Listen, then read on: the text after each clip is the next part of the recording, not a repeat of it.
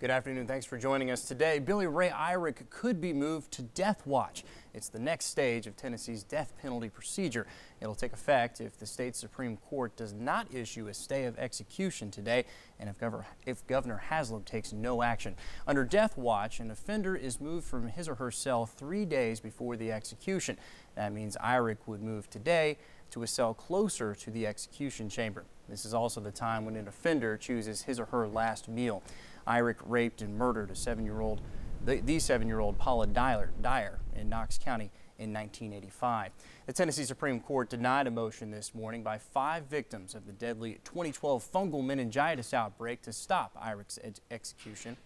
In the motion filed Friday, the victims warned purchasing execution drugs from an unknown, unlicensed compounding pharmacy could put the general public at risk. They say a compounding pharmacy produced the drugs that caused the meningitis outbreak. The court did not say why it denied the motion.